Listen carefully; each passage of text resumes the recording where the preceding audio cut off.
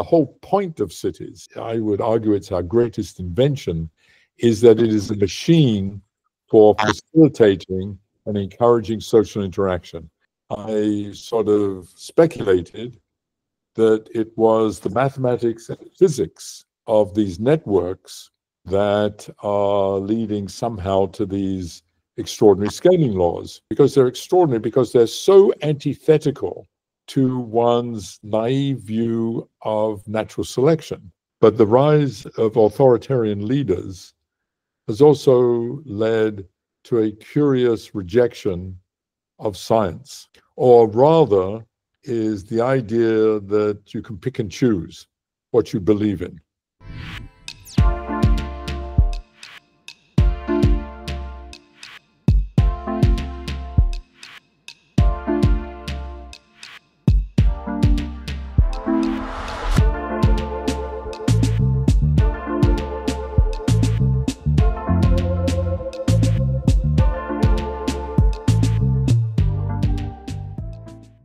Welcome, and it's a delight to have you on this podcast. Well, Victor, thank you so much for inviting me. I very much look forward to our conversation. Before we go into your work as a scientist in more detail, I believe it will be helpful to understand what led you to be a scientist. Could you maybe share with us your personal path towards this profession? Well, I suppose it's it's very the usual kind of curiosity as a child. I had somewhat of a religious upbringing, so all explanations, in a certain sense, either explicitly or implicitly, were magic and miracles in a certain. And when I was exposed to science, even as a young boy, and especially to mathematics, which seemed so precise, and even at a kind of semi-conscious level, to realize there was something so much more precise, predictive, almost absolute about it, that was somehow was so much more satisfying than these sort of what I also semi-consciously realized seemed to be arbitrary explanations. I think that intrigued me, and that was coupled with the fact that I was good at mathematics as a child, as a young boy growing up, and I think that led me more and more to science, and as a framework for trying to understand the world around me. And I think, ironically, I had a sort of reversion of that in my teens, and even in college, where I sort of reacted to the dryness, the relative dryness of science, to literature, film, theater, and so on. And so there was a period where I sort of had this romantic idea of becoming a writer and rejecting science. And then I realized I wasn't very good at it. And to be honest, I think it was what kept me being a scientist, and then really launched my career, frankly, was that I happened to be good at mathematics and good at it. So, and that eventually grabbed me as being, as I began to read and understand and do my own investigations, I really became quite passionate about science. So I went through sort of some evolution, but and certainly, even though I'm passionate as a scientist, some of that imagery from literature and film, the humanities, remains very strong within me. Which relates quite well to the Santa Fe Institute, and I believe we will have the time to talk about it. I think that's what we'll come to that, as you say. Yeah. But I think that indeed is what drew me to the Santa Fe Institute. Exactly. Okay. If there's one thing that changes exponentially in our modern world, it must be technology. And I wonder, when you compare our society in 2025 with your childhood memories, what are some of the main differences that you notice? Well, of course, it's fantastic, really. I mean, I'm now in my age. I'm 84 years old, and you know, when I think back, and that's a short time. I mean, it feels, you know, it's an old age, but it's a relatively short time. And in that short time, and this is a bit of a platitude, the change has been quite dramatic in terms of the tools we use and so forth. I mean, just something as simple as I was today preparing a talk with PowerPoint and et cetera, and using the web and all the, and remembering that, you know, all the presentations in my early life were on a chalkboard or a blackboard with chalk. And, you know, that's incredibly limiting on the one hand. I mean, now it's extraordinary. I can, if I want an image of something, as we all do, we go to Google and we search, et cetera, et cetera.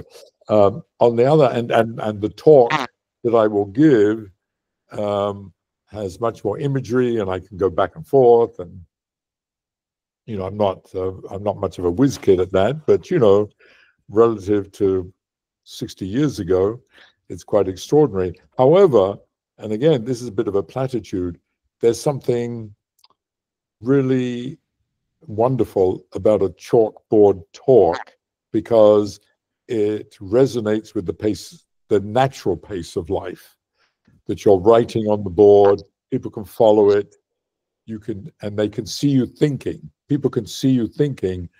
And the problem now with PowerPoints and the kinds of sexy presentations that people give is that, you know, you just whiz through things. I mean, and a lot of it is imagery without substance, and so on. So we gain a lot, but we lose a lot. And that's very typical, obviously, of all technologies. So that is certainly in my professional life, that's one of the truly major changes. But everything is like that. Life is speeded up extraordinarily.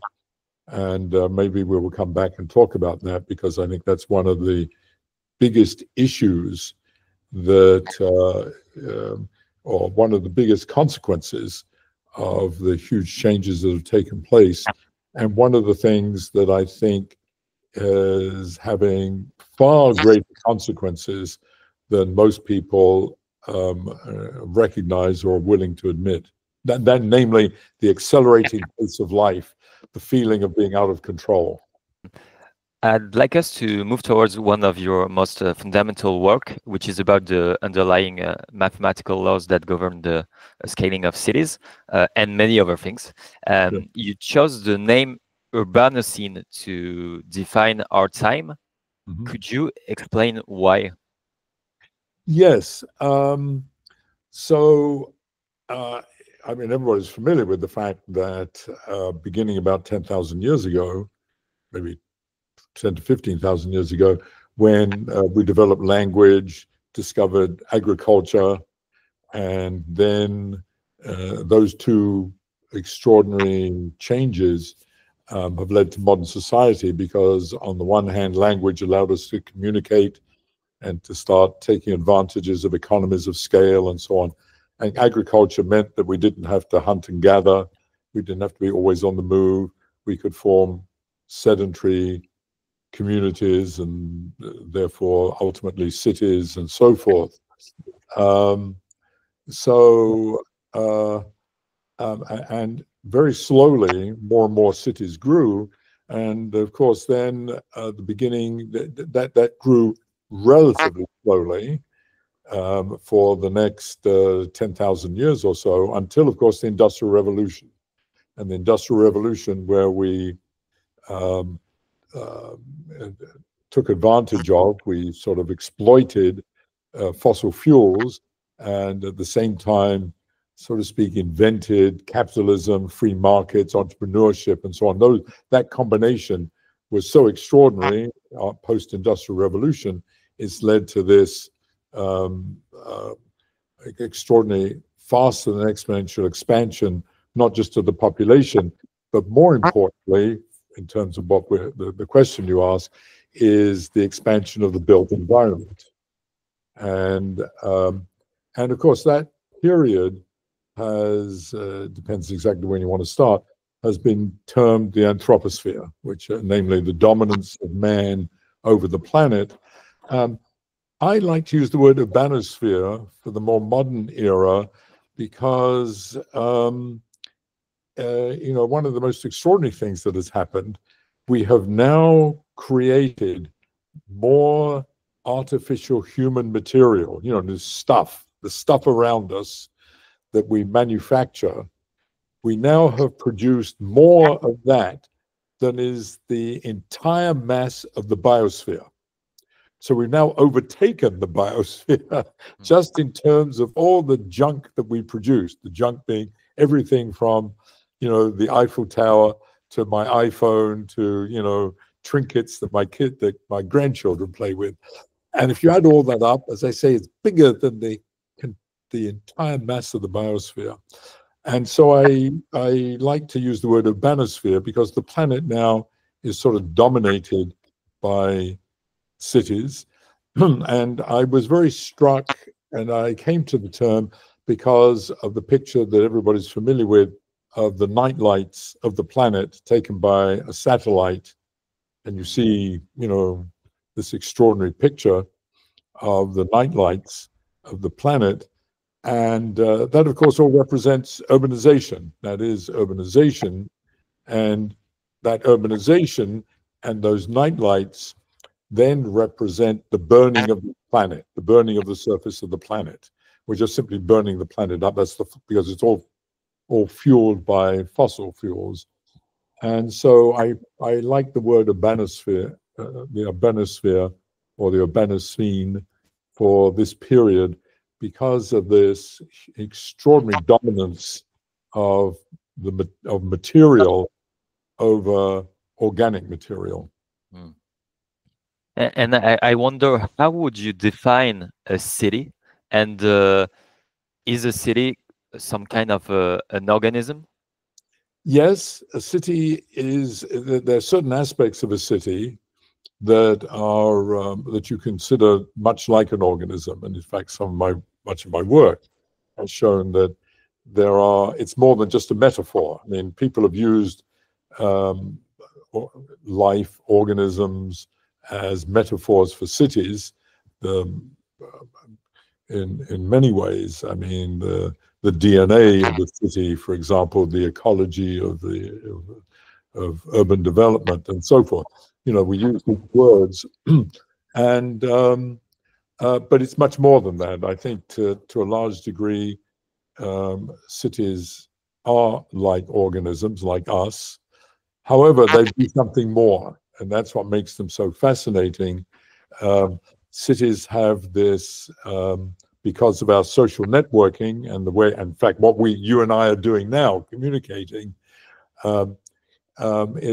cities are continually changing, continually innovating on a very short time scale. It's not that organisms don't innovate, but they do it over, you know, very, very long time scales. Evolution takes place over, you know, hundreds of thousands, if not hundreds of millions of years, whereas, you know, cities and therefore, you know, social networks and our whole social life innovates and changes over, you know, sometimes even days, but certainly over weeks and so and months and years. You know, I held up this cell phone, this iPhone, but you know, it's already out of date. It's an iPhone 14. You know, it's kind of nuts. But so that's something very special and something that is quite unique across the planet. And outside of what life does, I mean, organic life. In an article, the scientist Jared Diamond qualified agriculture as the worst mistake in history, and in it he suggests that the transition between hunter-gatherers tribe and the first farmers made life worst. He argues that farmers had shorter lives, were subject to crop failures, and had a smaller height. What do you think about this theory? And is it helpful to understand what scaling optimizes and what it doesn't optimize? Yes, that's an interesting argument. And of course, there's a judgment call in that. I mean, obviously. So one could say that at almost any stage. You know, it's a reasonable thing to point out. But as I say, just to repeat myself, there's a judgment call. But you can make that at any stage. You know, you say the Industrial Revolution was a terrible mistake, even worse mistake. I mean, it's put the whole planet in jeopardy. Agriculture did not put the whole planet in jeopardy, but the Industrial Revolution and everything that followed from it, or even you asked me at the beginning why I got excited about science, but you could say science has put I mean, my God, there's nothing more threatening, really, than the nuclear weapons. I mean, maybe the nearest to it that also comes from science is climate change. You know, the two most. So you could say, you know, those were. So I'm not much taken by the argument, frankly, in the sense that you know, just to focus on the transition from hunter-gatherers to agriculture is, you know, sure, as I said at the beginning, that was one of the pivotal points that set us on this journey from this long period of being hunter-gatherers. So you could say, okay, had we not done that, we wouldn't have, all the rest would not have followed. But, you know, you can say that at any stage of evolution. You know, I mean, what made us human beings? There were various changes early on, from being just a regular primate to becoming something special. So I'm not much swayed by those arguments. I think it is what it is. It is what it is. And but having said that, I will say the following, and maybe we will come to that. We are at what I consider a critical point. There's no question in my mind. We're at a critical point in the history of human beings on the planet and the future of the kinds of human beings we have evolved to be. And the thing that has happened, which I think is not something that could have happened in this transition to agriculture, is in some ways we have the potential to control it. In a way, we were still relatively unconscious when we transitioned to agriculture. And, you know, now I would argue that we're much more conscious and we have much deeper understanding of the forces at work. Whether we can control them and manipulate them to stop us having an apocalyptic future, you know, to some extent, whether we can do that or not, we don't know. But to some extent, and maybe to a large extent, it's in our hands, meaning the 8 billion people that live on this planet. Yeah. And by the way, I got one other point. The 8 billion people that live on this planet, whereas when they made that transition, there were only 5 million of us, which is sort of the right number if we're just purely biological on this planet. There should only be maybe 5 to 10 million people on this planet. And there's 8 billion. Si tu apprécies cette chaîne, pense à t'abonner et à activer la cloche. N'hésite pas à donner de la visibilité à cette vidéo en la likant, en la partageant ou en la commentant.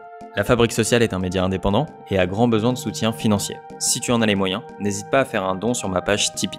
Même les petits gestes sont très importants pour la survie de cette chaîne. I believe it can be worthwhile to make a distinction between complex and complicated systems. Maybe you could explain your vision of the difference between the two, and can this paradigm help us to understand the cities? Yes, yes, that's a fundamental question, and it's hard to be precise in answering it. And I think the only way to answer it is by example, in a way, really, because so many things are complicated. I mean, for example, if you take a modern airplane, modern, 747, whatever, Boeing 747, whatever, that is extremely complicated, but it's not complex in the following sense. Indeed, it's made of many, many components and so on, but we made it. There's, there's a book, so to speak, at the aircraft factory that tells you how to make it. There's a formula, so to speak. So in principle, you could make it. I mean, obviously you can't, but you know what I mean? There is an algorithm that tells you how to make an extraordinarily complicated aeroplane. So when things can be boiled down to something kind of finite like that, or a formula, or a series of formulas that whose solution gives rise to the functioning of a system, or tells you how to build a system, and so forth, I consider that complicated, but not necessarily complex. And you have to then, or even, I mean, I talked about an airplane, but the iPhone, or this computer, is a very complicated object, but it's not complex. And one of the things that I would like to include in the idea of complexity is the idea that not only is it complicated and has huge numbers of components, but most importantly, it's continually evolving and adapting to change. And that's what makes dealing with complex systems so challenging, because not just the fact that it has enormous numbers of components, like your body. Our bodies have 10 trillion cells, maybe more, 100 trillion cells, maybe. And they're doing all these different things and so on. But, and we can understand certain parts of them in some way and maybe we can even write equations for them. But for the whole thing to describe what you're doing and what I'm doing is, I say something and then you respond, and then, then you feel hungry and you have to go out to get something to eat. And then, you've got to meet someone, and you've got to get on the bus, or you've got to go. And so all these things are happening, and you have to adapt to all those consistently. That is complexity. And that's actually a simple kind of complexity. But, you think of an economy, or you think of just the evolution of life. These are phenomena that are continually adapting and evolving. And the other thing about them is that they're therefore extremely difficult to predict. To making predictions and understanding what their future trajectory will be is extraordinarily challenging because of that. So, and the last thing is about them, about complex systems, that is not necessarily different, but is more so. And that is that two things. One is it typically has multiple scales. Many different scales are often at work at the same time. And a city, now going to your question about a city, is a marvelous example of that, because things are happening very much on the local level. People, a couple of people talking in one place. There might be, repairing the road in another place, and so on. So there's that kind of scale that's all going to be done within a short period of time. but then, you know, there's the whole history of the city, which has been changing and evolving, which would be over hundreds and in some cases thousands of years. So there's this multiple scale phenomenon. And then the last thing that's deeply related to that is that the totality of the system, of a complex system, is very different, usually, from the sum of its parts. And that's a classic one. But, you can't simply add up the individual. You are not, for example, the city is not the sum of all its people, or the sum of all its buildings, or the sum of all its people and the buildings, you know, et cetera, et cetera. You can't just add things up. It's much more than that. It's all the integration of all those things acting in unison and acting in a coherent fashion. Yeah. And what is amazing is that there's some very predictable things happening in complex systems, such as organisms. Maybe you could define what is Kleiber's law and how does it relate to cities? Yeah, so having said what I just said about complex systems, you know, the idea that you can actually make a mathematical science out of it, a predictive science out of it, seems daunting, if not impossible. And the thing that saves it is that if you think about it, you know, when you think about how a human body behaves, you know, we start with molecules, going back to this idea of multiple scales.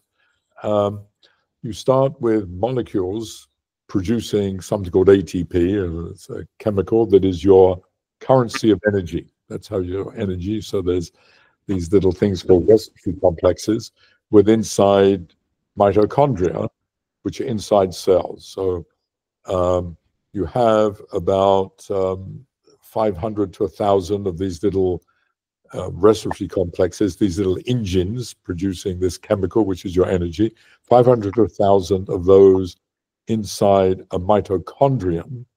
And there's about 500 to 1,000 of these little mitochondria inside a cell in your body.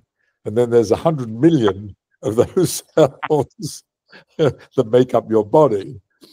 And all of that has to happen in a coherent way and together, so that, you know, we become human beings and behave the way we do, which is kind of amazing. Not only that, even more amazing is you're going to probably live for 100 years. I mean, you have to do all that. It has to, which is amazing. So if you think about that and you think about all the different kinds of organisms and the whole ecosystem, and that life itself has been around for several billion years, you realize that one thing that must have happened is that there must be, at all levels, sort of laws, what we call emergent laws, must be at work in order to keep this thing in a relatively stable, resilient state. Otherwise, things would fall apart very quickly.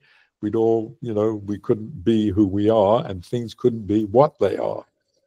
So despite, you know, the first description, which says, my God, there are no laws, there can't be, you know, it's quite the opposite. There will be laws, there will be emergent laws.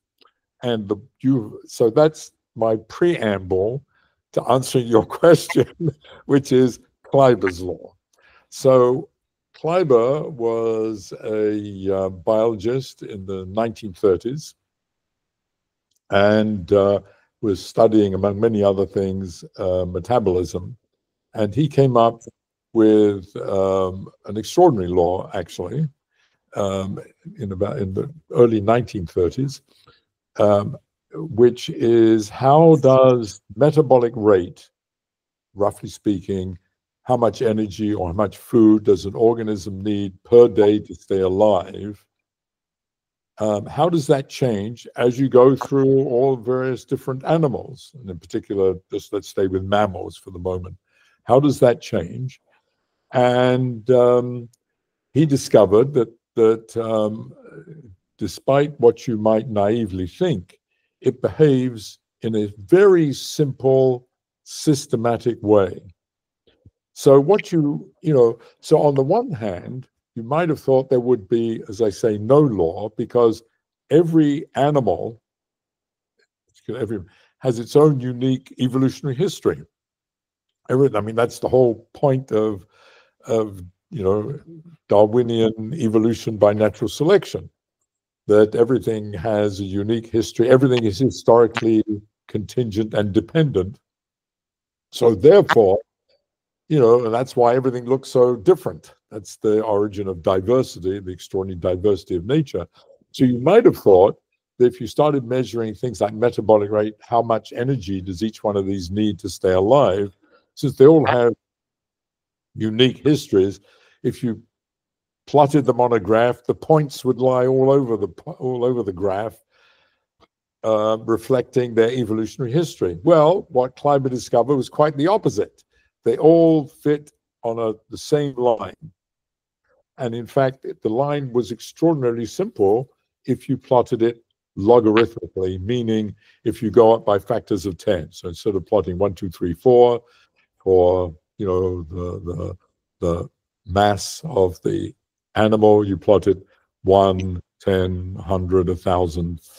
And part of that is actually practical, because you got to if you want to get a mouse and an elephant on the same graph, that's something like 4 or 5 orders of magnitude. You better plot it that way. And if you plot it that way, going up by factors of 10, what Kleiber discovered was that all the points for metabolic rate as a function of weight, mass, lie on a simple straight line. Absolutely, I mean, the simplest possible. You couldn't imagine anything simpler, actually.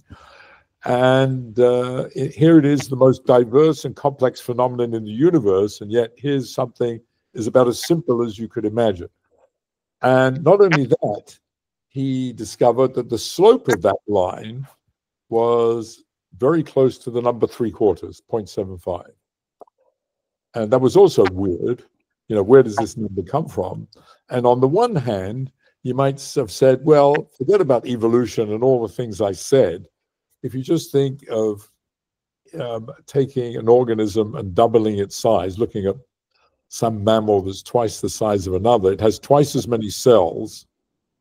So you might have thought that, okay, how much energy does it need? Well, obviously it's twice as much energy.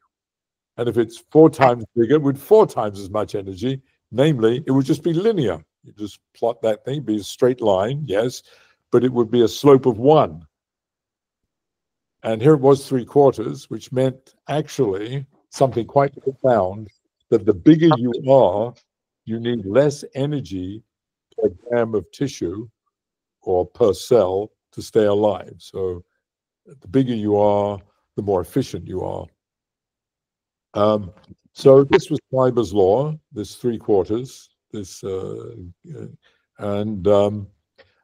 what was discovered later was that almost anything that you could measure about organisms, whether it be its physiology, the length of the aorta, the first tube that comes out of the heart rates, the height of trees, the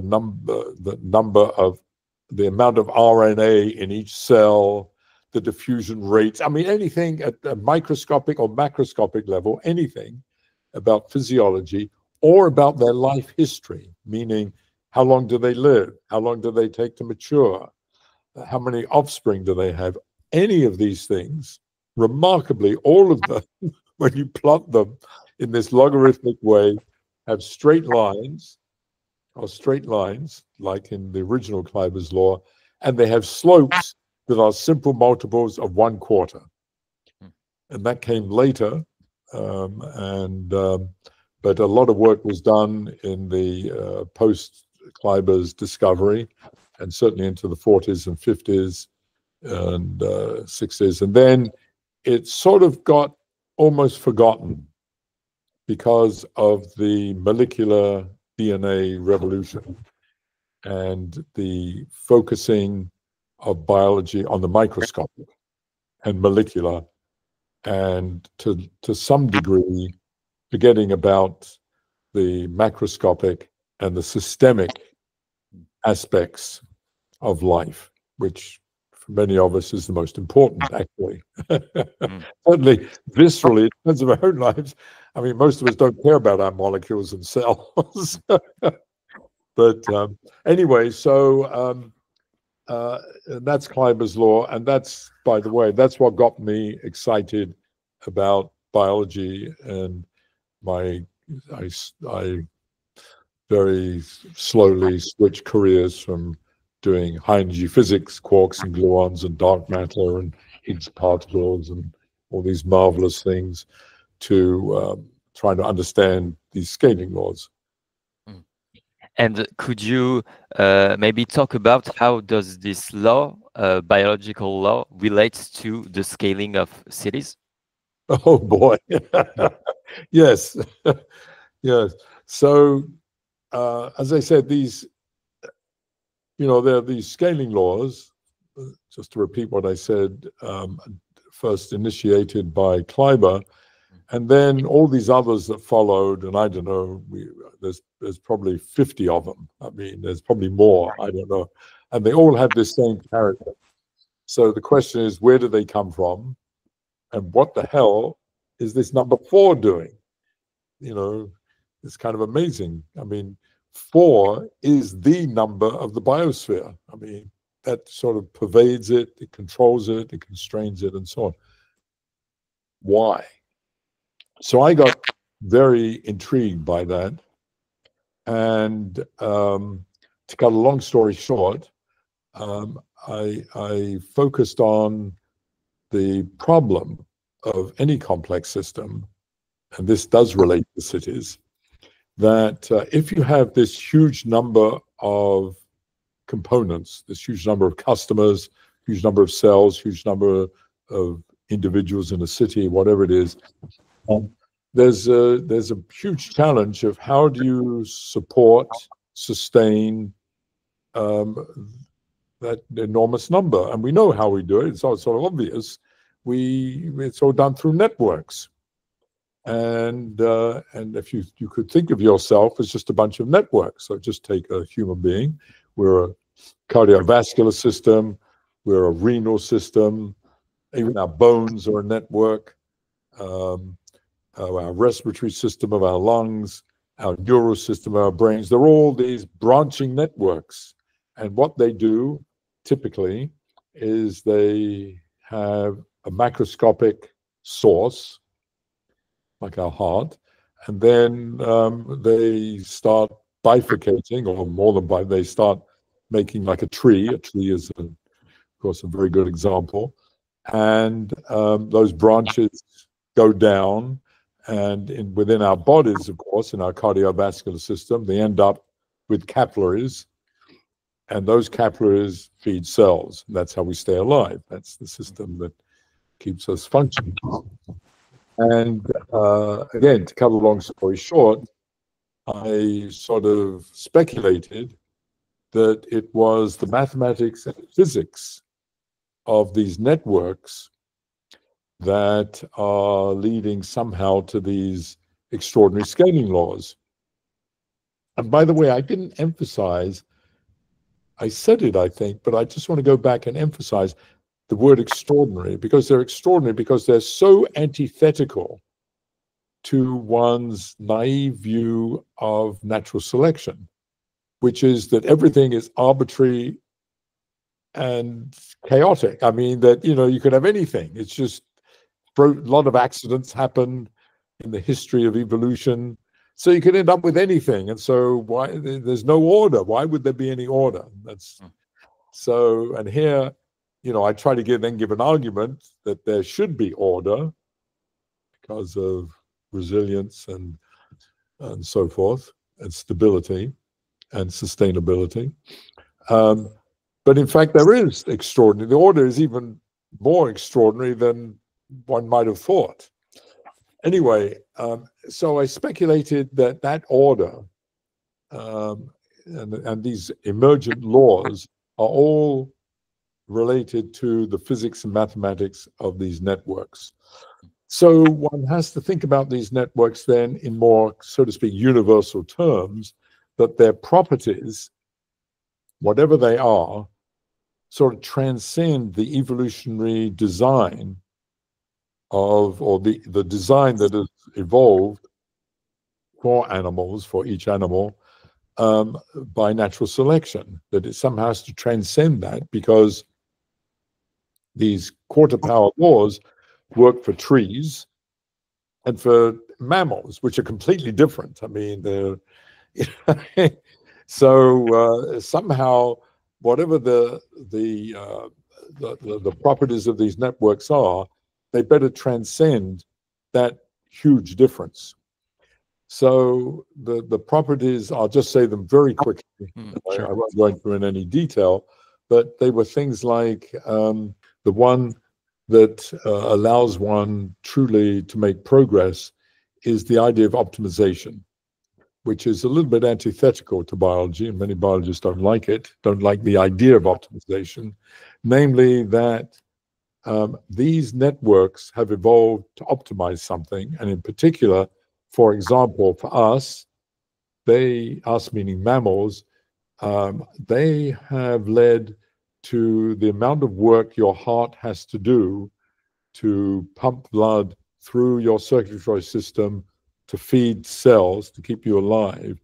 That amount of energy is minimal, is minimized with respect to changes you can make in the network. The network has evolved, whatever its configuration, so as to minimize the amount of energy, the idea being that you want to minimize the amount of energy that you devote to staying alive in order to maximize the amount of energy you devote to sex and reproduction and the rearing of offspring. So it's a restatement of what's called Darwinian fitness, the classic Darwinian fitness, which is the propagation of your genes through offspring. So this is the way we do it, by minimizing the amount of energy we need to stay alive, and in this instance, to minimize the amount of energy that your heart does pumping blood through the circulatory system. And by the way, just a tangential comment, which I don't think is appreciated much outside of physics. As I say, I'm a physicist by training and by practice, that all the laws of physics, all of them, follow from what you could say is an optimization principle, whether it's quantum mechanics, relativity, Newton's laws, whatever, Maxwell's laws of electromagnetism. All of these actually follow from something called the principle of least action, least meaning something's being minimized. So, you know, the whole universe is like that. I mean, the evolution of the universe from the Big Bang has followed that. And so it's taking over that idea, that concept, into the evolution of life. Okay, so it turns out when you do all this, you take these general principles of the network and you put them into mathematics, which is, you know, it's not trivial, but you then have to work out all the write the equations, solve the equation, blah blah blah blah, and out come all these scaling laws. I mean, that's you know, there's several years' work in that statement, but out come all these scaling laws and the origin of the number 4. And maybe I should say just 1 or 2 words about, try to put it in English. Sure. My French is not good enough, so I'll stay with English. So the number 4, it turns out, in this is actually, I know this sounds silly, is 3 plus 1. I mean, namely, the 3 part of that comes from this idea of space filling. And when you say space filling, you have to fill a space. Well, it's a 3-dimensional space. So had we lived in 6 dimensions, it would be 6 plus 1. It would be 7. It would, instead of the 4, it would be 7. So that 3 actually has a powerful physical meaning, and it's a reflection of the fact that we live in a 3-dimensional world. So that's that. The +1 is a little more sophisticated, because one of the things that you discover when you solve all these equations is that the optimal configuration of the network, kind of the idealized optimal configuration, is that the network should be fractal-like, should be like a fractal, meaning that another word that is used is self-similar, and everybody's familiar with it. That is, if you look at a tree, you know that if you cut a branch and you take that branch away and you isolate it from the tree and you put it down, it looks like a little tree. And if you take a branch of that and cut it off, it's an even smaller tree. And it sort of reflects itself in some way. And that's called self-similar. And it's called a fractal. It was called that by, in fact, the French mathematician Benoit Mandelbrot. But you derive it in these equations. It comes out of these equations that the optimal configuration for minimizing this amount of energy, for example, is that it be an approximate fractal.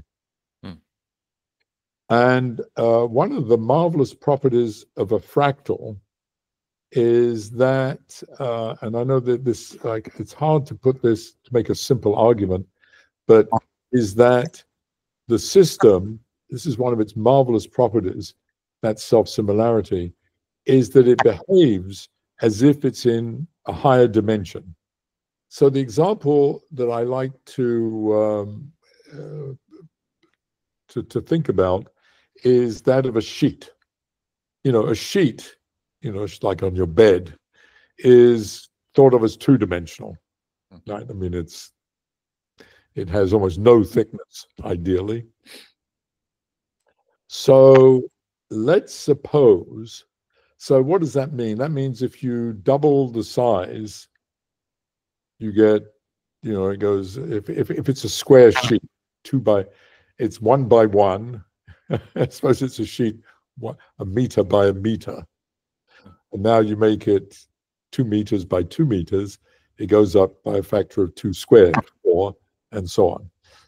Now, if you have a, now let's think of something like a cube instead of a sheet. Let's think of a cube that is 1 by 1 by 1, and I double the size. It goes to 2 by 2 by 2. 2 cubed is 8. So okay, this is very simple. This is what's called Galilean scaling, discovered by Galileo.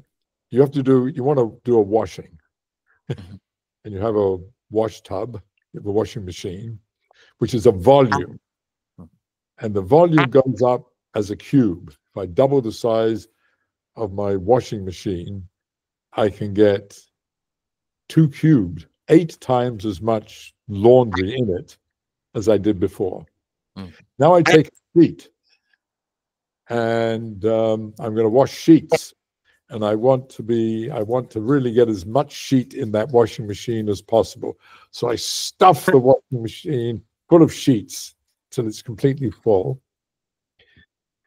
And then I realize that actually, if I double the size of the washing machine, even though the sheet is 2-dimensional, I've actually increased the amount of sheet that I can wash by a factor of 2 cubed, because I've made that sheet, by crumpling it up and pushing it inside the washing machine, I've sort of made that 2-dimensional object behave as if it's 3-dimensional by squishing it up and stuffing it in the machine. That's what a fractal does. It increases the dimension by doing that. That's not a very good, but it's the nearest I can get to trying to explain why it is that if you have a fractal-like object, the dimensionality increases, and the most that you can increase it by, and in the case of the washing machine, you really stuff it tight, you've increased its dimension by 1. Of course, if you stuff it loosely, its dimensionality doesn't go up by that whole 1. It goes up somewhere in between, depending on how much you've stuffed it.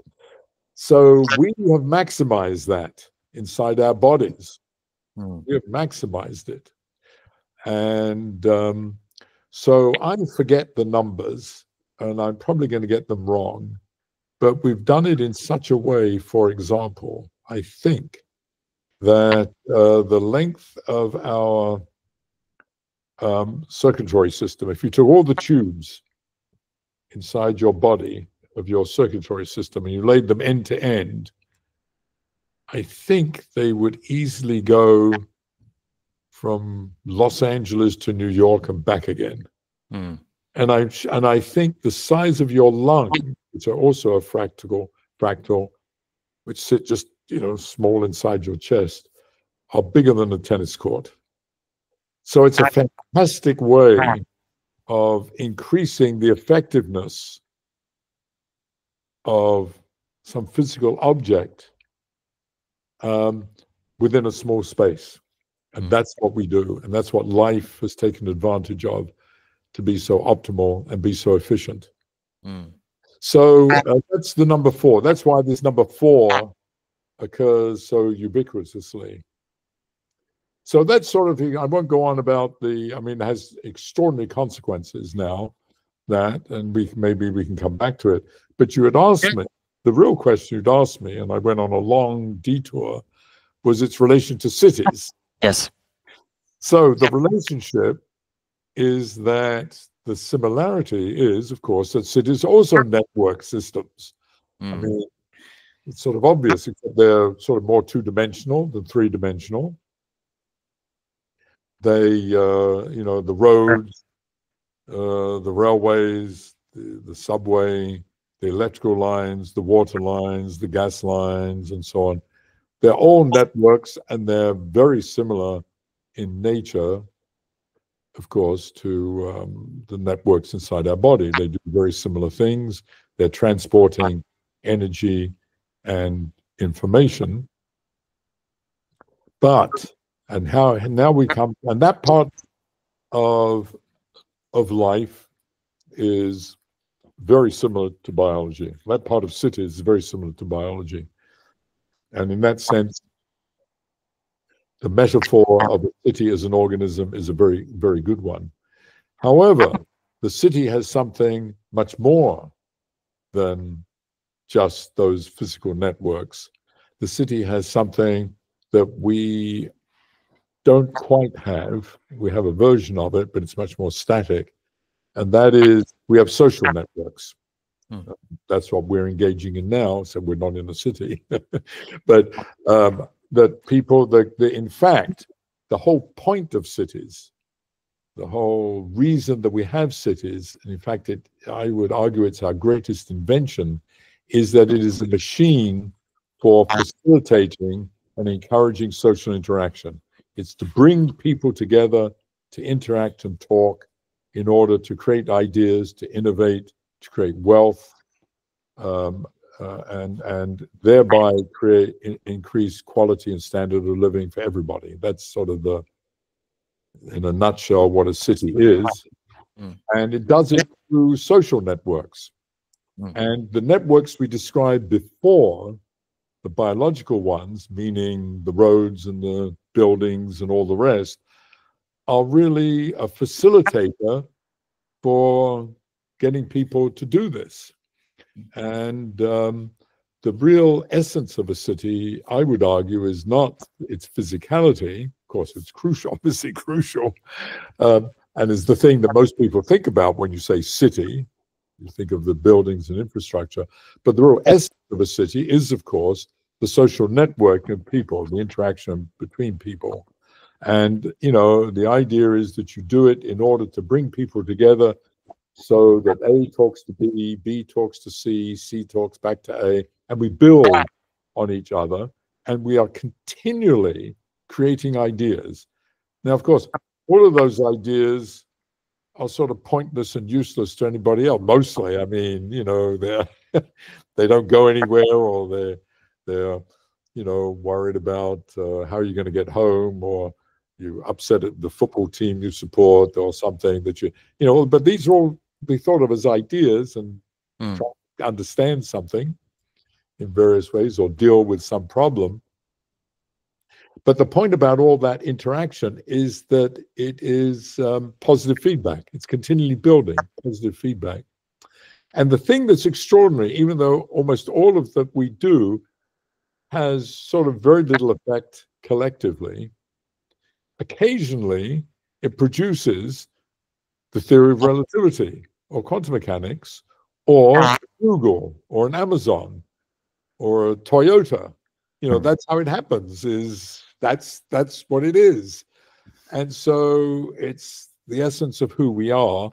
And there's no simple analog to that in biology, because we do it, as I said much earlier, over incredibly short periods of time. I mean, sometimes minutes, sometimes hours, sometimes weeks. And in fact, the city does that not just in bringing people together, but it provides spaces for us to do it. Everything from parks and stadiums and theaters and universities and lecture halls and so on, squares and cities, places to get that interaction taking place.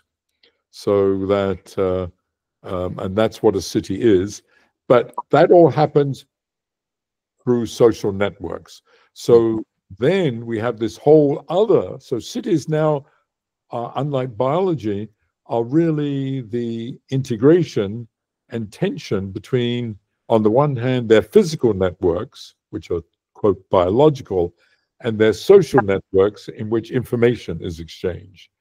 So it's this tension and integration that leads then to what cities are and leads to new kinds of scaling laws. And when you think of social networks as being positive feedback and building each other, it maybe is not so surprising that the scaling laws have a somewhat different character than the scaling laws that are purely biological. So the biological ones, just to go back to it, were these quarter power scaling laws, and they had this economy of scale, this 3/4 power for metabolic rate, which is less than 1. And I didn't say it, but we call that sublinear, less than 1. So sublinear is associated with economy of scale. The bigger you are, the less you need per capita. When you go to social networks and you're interacting and you have more people interacting, not surprisingly, you have this sort of opposite effect. The more people, the more you get per capita. So we build on each other. So bringing more people together, you get more per capita, more ideas per capita. Therefore, for example, when you make measurements of the number of patents produced in a city, the bigger the city, more patents per capita. It's not just more patents because you have more people, but on a per capita basis, you get more.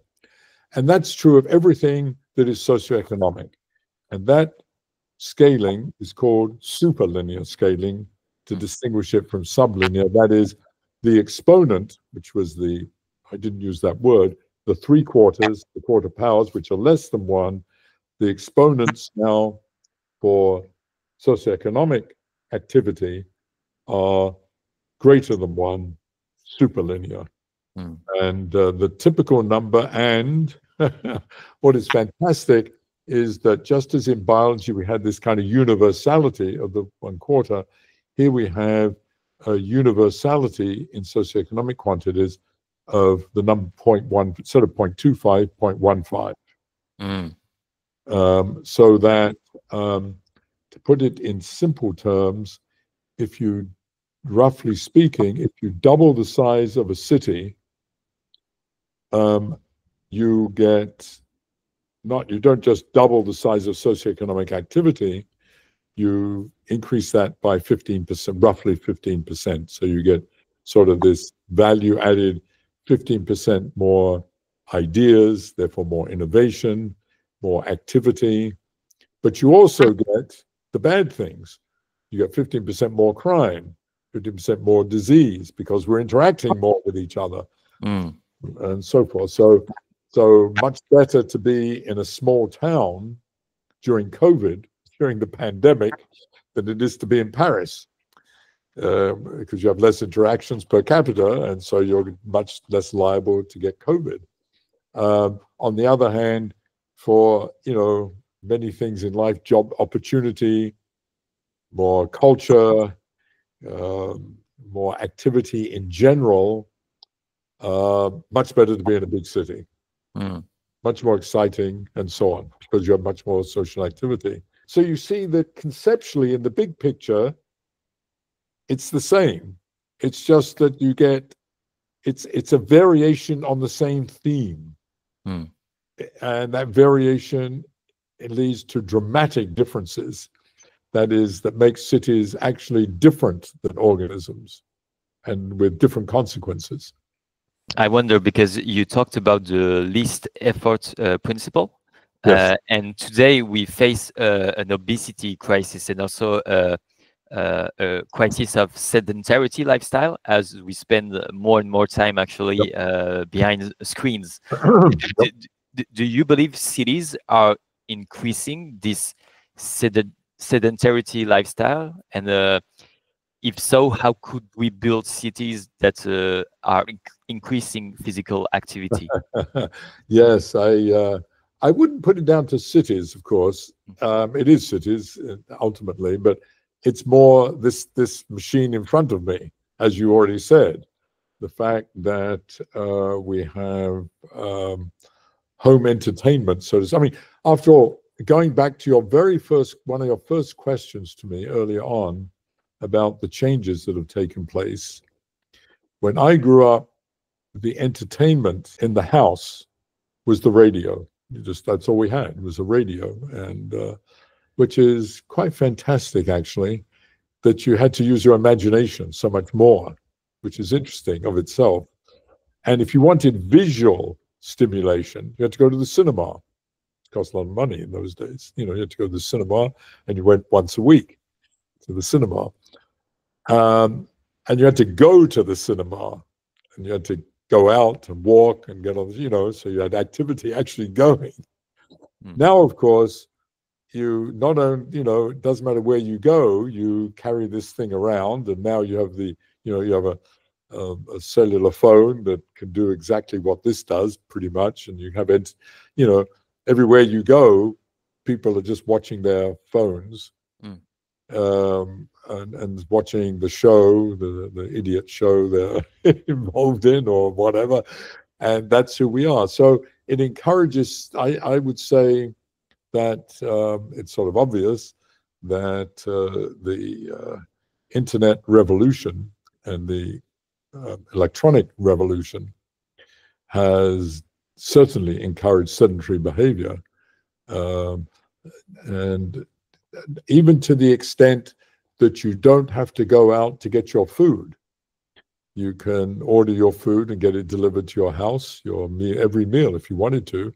And the only reason you can do that is because you have this electronic communication. So it all fits in, and it all is encouraging. So,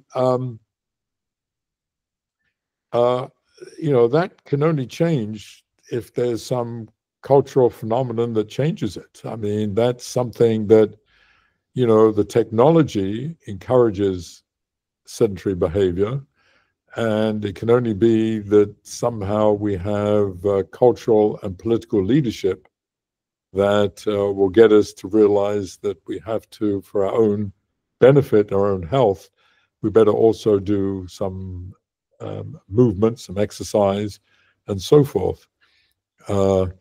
And as you know, I'm sure, everywhere we go, I'm sure in France as well as everywhere else, people, continue to being exhorted to get out there and do some exercises, and and if they don't want to leave their house, at least do some yoga or whatever.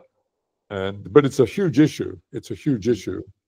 And as you say, one of its consequences is the increase of obesity. So I don't know. I don't have any magic bullets or magic solution for that. It's just one of how we can convince people, again, through social media. I mean, ironically, through the very thing that's causing the problem, is to convince people that it's in their benefit to do some minimal amount of exercise. But another thought I had about that is that also an unfortunate part of our culture is that we've also entered through the 20th century and into the 21st century a pill culture, that there's a pill that can solve anything. And we all subscribe to varying degrees to that. And, you know, the idea that, okay, I don't want to exercise, I like to eat, but there's a pill that's going to solve it for me. So we also have that, which is a counterforce. And my intuition is that that is not a solution. Yeah. Pill. I'm interested in your opinion about the current political situation in the United States, because we know that Donald Trump doesn't seem to be the biggest fan of science. What is your opinion on the current state of science in our society? Well, the current state of science is good. I mean, of science, but it's under threat, as you say, because somehow, curiously, the rise of authoritarian rule, which is actually related to some of the issues we've talked about, and we could even talk about that. Excuse me. But the rise of authoritarian leaders has also led to a curious rejection of science, or rather, I suppose, is the idea that you can pick and choose what you believe in. I think that's more what it is than a rejection, frankly, of science, because I think the Donald Trump world, and particularly Donald Trump, wants to have, you know, powerful nuclear weapons and other weapons of mass destruction of various kinds, to have a strong military, and so on and so forth. So, and that relies on science and technology. He wants to have, you know, a powerful internet, powerful social media, and so on, which no doubt played a role in his election. So that's all based on science, and he would support that. But there's this curious rejection of things like climate change, which, you know, is a total no-brainer. I mean, I still sometimes, I'm preparing, as I said earlier, I give a public lecture later this afternoon, and I'm preparing a talk, and a large part of it is about sustainability. And one of the pictures I show in my talks, and we already mentioned it, the night lights of the planet. And you might marvel at that, and people do marvel at it. But what they don't realize, there's something awful about it. It is the burning of the planet. It's burning. And if you have a sphere and you have something burning on it, it's going to get hot. And the air around it is going to move quite differently. So climate change, you know, is a total no-brainer that it's going to change the climate. Now, it is true that the real question in the end is not climate change. How big is it? And what are its consequences? It's not whether there's climate, it's obviously climate change. But, you know, you could argue, I agree with climate change, but it's going to be a minuscule effect. Well, there's lots of evidence that it isn't. And if you believe in science, it can't be minuscule, actually. I mean, anyway. So this is a big issue. So this issue of, it's not exactly anti-science, it's this picking and choosing, that I choose not to do that. And there is also this bizarre culture that because of that pick and choose, and associated with it, is that some of these things are matters of opinion. You know, I mean, it's almost like the big, you know, used to be a big debate. It's less so now because climate change has taken over, but the whole question of evolution by natural selection, which was a major issue in some parts of the United States, much less so the rest of the world, but that somehow there was beginning to become this equality between, well, you could have evolution by natural selection, but you could equally, 5,000 years ago, this mysterious God created the universe and everything in it, and that's sort of equal. And, rather than, okay, you might believe one over the other, but it's a belief. But the question is, if you want to believe in, if you have science, that's the whole question of one of being predictions that are testable, and so on and so forth, the whole scientific methodology, which is so powerful. And so this is extraordinarily dangerous, the territory we're moving into. I mean, even so with this, how to deal with vaccines and COVID and so forth that we've had, and it's particularly bad in the United States, but probably in most authoritarian regimes, this kind of thing occurs. I mean, you could go back to Hitler and the whole use of eugenics and, that racial kinds of typology, choosing that, whereas that was not at all supported by serious science. And it becomes a belief system. So this is extremely dangerous. And the United States is entering an extremely dangerous era. It's almost as if, maybe it isn't as if, we've been through a kind of mini revolution, maybe a major revolution, but almost, you could even say a coup d'etat of some kind, a bloodless coup d'etat. I mean, it's kind of extraordinary. Day to day, you don't realize it, but these huge changes have taken place. And people that have these kind of, in that sense, anti-science attitude, meaning that my beliefs conquer anything that science says, and I can pick and choose what I believe, regardless of evidence. People are now running the country. And it only matters because the United States happens to be the most powerful country in the world, of course. Otherwise, it wouldn't matter. No one would give a damn. So, I mean, you might have, I don't know what Mr. Orban in Hungary believes and doesn't believe, but he's certainly an authoritarian ruler. But who would give a damn that he does, that the Ministry of Health in Hungary doesn't believe in vaccines?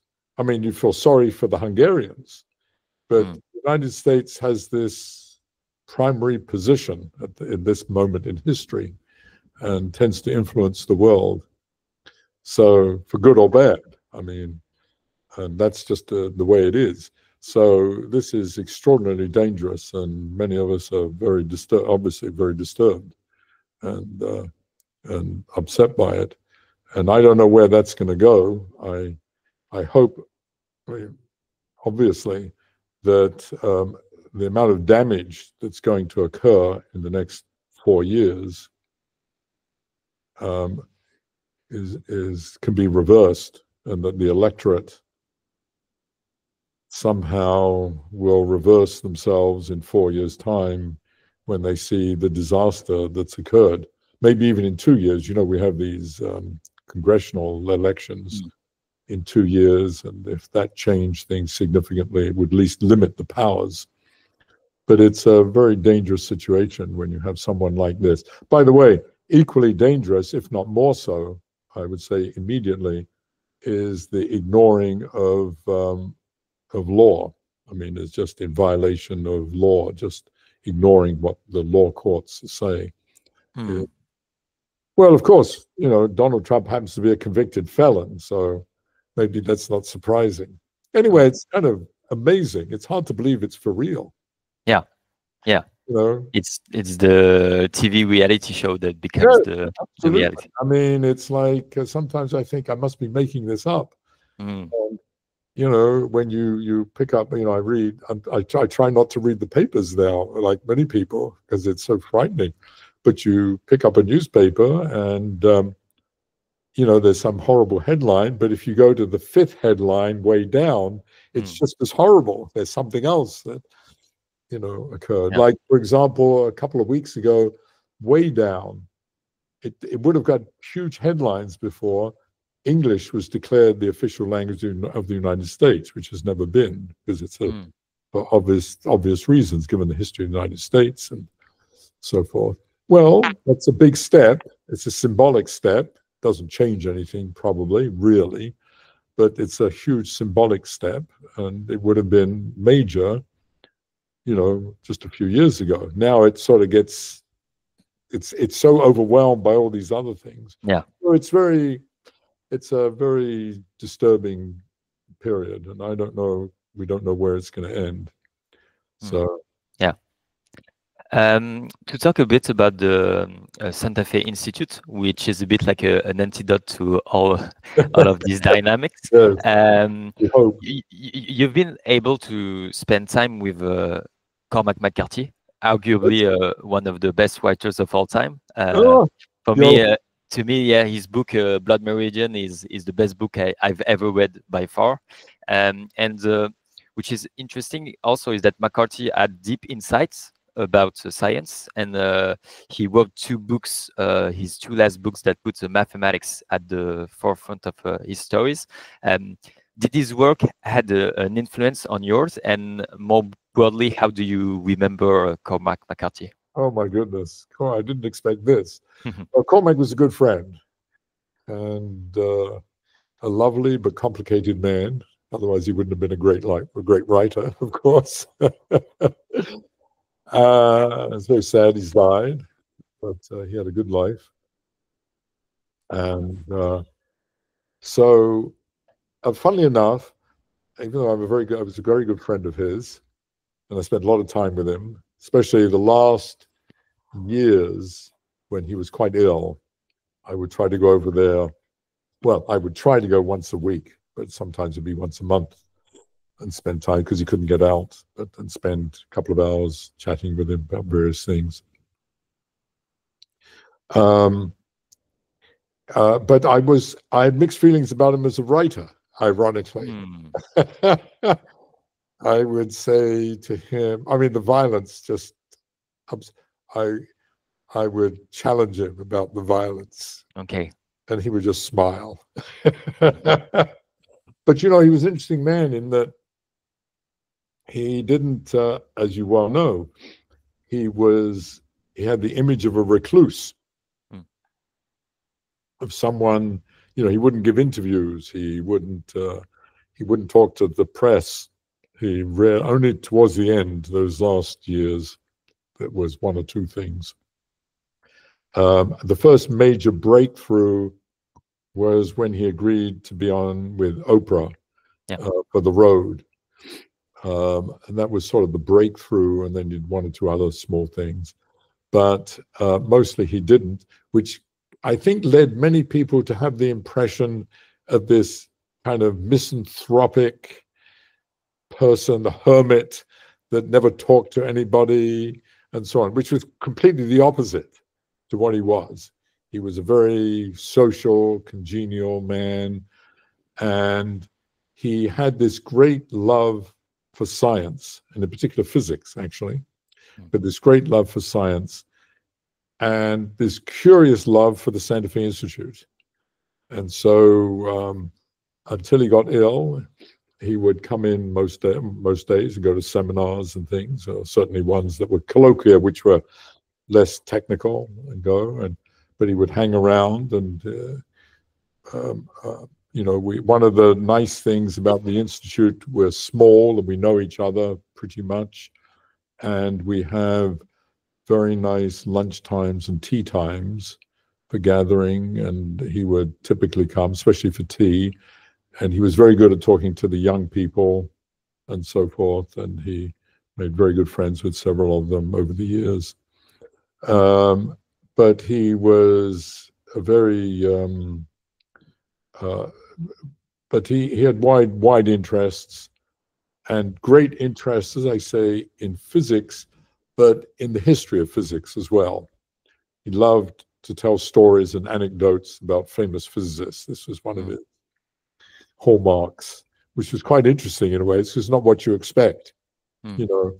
And he also had very strong views about literature. You know, I think there had been no great writer since Faulkner. Oh, really? Except himself, of course. Except himself, sure. Which he didn't say that, but I think that was the implication. And you know, you probably know his favorite book was Moby Dick. Yeah, was his, and we would argue because I and many of my own friends, many other friends feel that, and it's I don't. I like Moby Dick, but I don't. And I had big arguments. I would say it's a great book. I would say yes. I mean, it's an extraordinary story, and the beginning and the end are fantastic. But 80% of it is an encyclopedia about whales whaling, and it gets sort of tedious after a while. It can be boring, actually. You know some of the chapters. I say it's quite boring after a while. I said, you know, I've read it twice. And because after a while, I thought, well, maybe I just didn't quite get it and so on. But I read it and I had exactly the same reaction. But no, the story is extraordinary and it's a marvelous metaphor and so forth. But anyway, so we would argue about that. But you'd also know that he had strong feelings about grammar, obviously from the way he wrote the books. But so I wrote a book named Scale, and he edited it for me. He was one of my so it was great fun when I would give him chapters, and he would. So, in fact, I realized someone was saying to me the other day, I have somewhere, I don't know where I put it, I have all the manuscript, all the chapters with all his notes on it, which I'm pretty sure I didn't throw it away. I must have it somewhere, but I keep meaning to look it up because it's kind of worth something now because of Cormac. You know, it's got his little cryptic notes on it. But we had this butting of heads over grammar. And the two things we butted head about was commas, because I don't know if you know this, in English, there's this subtle difference between a comma and an Oxford comma. But if you string words together, you know, if you have, it could be beautiful, comma, friendly, comma, and so on. The question is, and then you say, and then the last one say, so beautiful, friendly, beautiful, comma, friendly, and typically in American you put a comma, and dull. I mean, just and you put the Oxford and that's called an Oxford comma. But in English, actually, you don't use often. You leave out that last comma, and we would argue about this, believe it or not.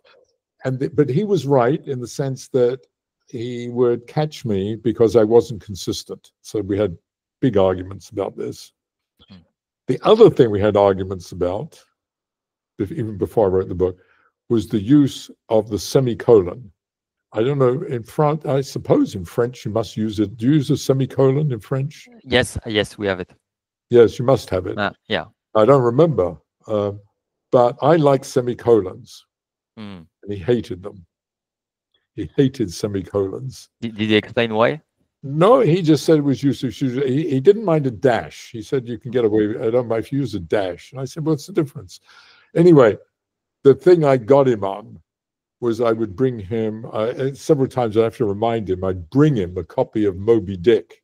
And I would show him all the semicolons that were being used. So, anyway, so this is petty, ridiculous, friendly banter that I enjoyed with Cormac, as well as big questions, you know, big issues mostly philosophical, Mm. some about the science, some about, just life and death. We talked quite a lot about death, and it was, and violence because of his books, which I had a very hard, as I say, very hard time with, or violence, both physical violence and psychological, emotional violence, and so forth. But no, Cormac was a lovely man. His politics, he was, I don't know whether I should say any of this, but he was somewhat of a libertarian. Okay. He was, veering towards the right, I would say. He hated anyone, constraining and controlling. And I'm guessing, this is just a total guess, and I'll probably get killed for this. I suspect in 2020 he voted for Trump. Mm. I'm guessing. I may be wrong. I never asked him, which I don't know why I didn't ask him. I think I just assumed it. I don't know. Mm. Yeah. And so our politics was diametrically opposite, because I'm an old-fashioned liberal, I wouldn't say socialist, I suppose I am. I believe in big government. I believe in big taxes. I think I'm the last person in the United States that believes in big government and big taxes. There should be bigger taxes than we have. Yeah, that seems pretty rare right now. Yeah, it's very rare. I mean, it's the old French left. Yeah, exactly. Which is almost defunct, probably. Yeah. And did he believe in gun rights?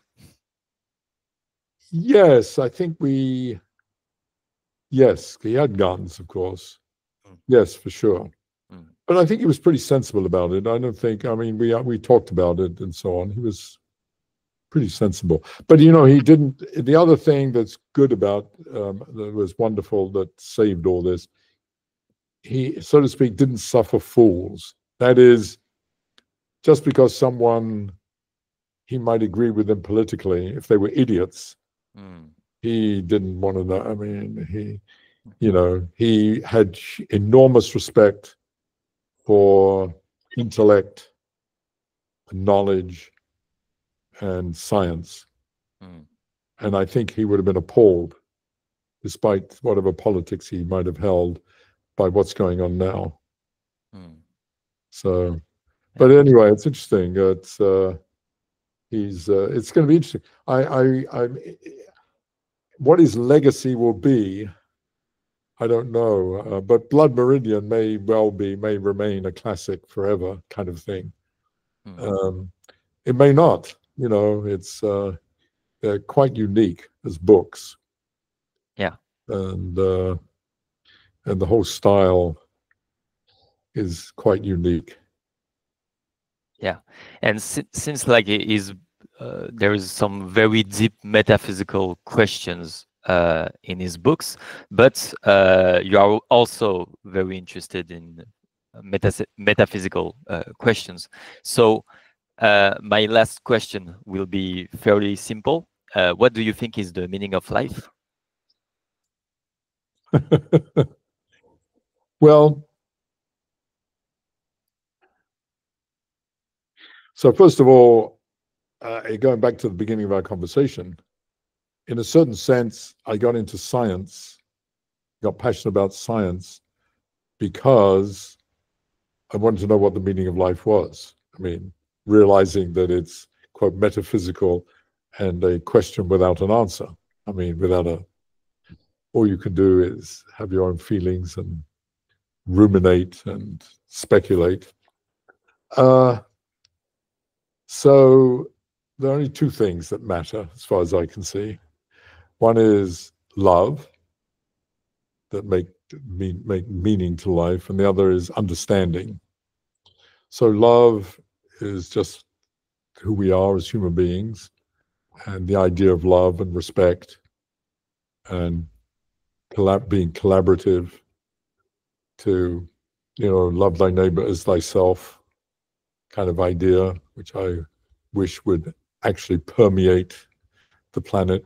I wish it would permeate Christianity to begin with. Yeah. That would be a good beginning. So love, but the other is understanding, because I recognize, or one should recognize, that we are indeed the consciousness and conscience of the universe. As far as we know, we're it. Well, there may well be other beings that have consciousness elsewhere, but as far as we know, there aren't.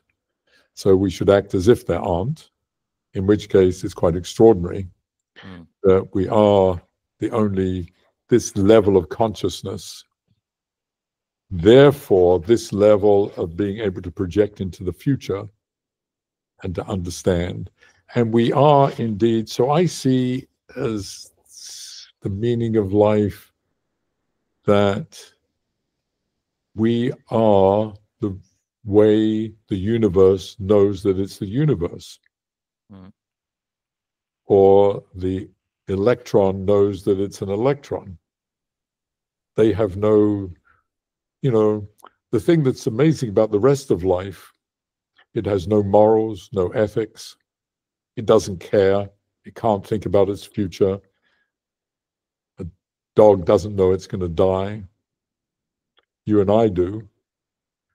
And we think about that occasionally. At least I do, because I'm very close to it. You're a long way away. But, most of us think at various times about our own finite lives, and we know it. But the rest of the biosphere doesn't know it, doesn't know about the rest of the universe. You may like dogs and cats and trees, but they don't give a damn about people dying in Syria or Gaza or whatever. And they probably don't give a damn, I may be extreme here, about other dogs and trees dying. Maybe they do, I don't know. But, we do very explicitly, at least some of us. And so, therefore, there are these two things which are actually sort of related in a way. Love for our fellow human being, and this passion for understanding. It's important because we're it, understanding and bringing ethics and morals to the universe. And so that's the meaning of life. And if it's, what is it? It's a bit like, was it Socrates or Plato? I forget, that said, I forget, I paraphrase. A life not, what was it? Something like, a life not contemplating. I believe it's an unexamined life. Unexamined life is not worth, or whatever, I forget. Yeah, something like that. It's related to that. Yeah. Because that's also part of it, because that's the whole point of examining it, is to ask that question and what one's role is in it. And of course, having said all that, it's almost impossible to live up to any of that. I mean, to spend your life loving and understanding is almost impossible. But there's other things you do, and very often you behave in ways that are not loving, in ways that do not understand. And but for the life of me, I can't believe that we have the Trumps of the world, who, as far as I can see, don't love anything except money and power, and don't want to understand. And then you wonder, what's the whole point? So it's a tough question. But otherwise, it is pointless. Without those two things, it's pointless. So you can sort of get into an existential state of mind and not want to live. I can understand that. That's happened. People do that, of course. It's very French. I love the French for that. That's the thing. I'm so of great admiration for the French. They're so much more intellectual and metaphysical than the rest of us. Yeah, and a lot of existential questions with philosophers like Camus. Yeah, it's fantastic. I loved it, especially when I was a teenager and a student. I was very taken by all that. No, I loved it. And you know what reminded me of it? I think it was the last time I was in Paris. It was quite a while ago.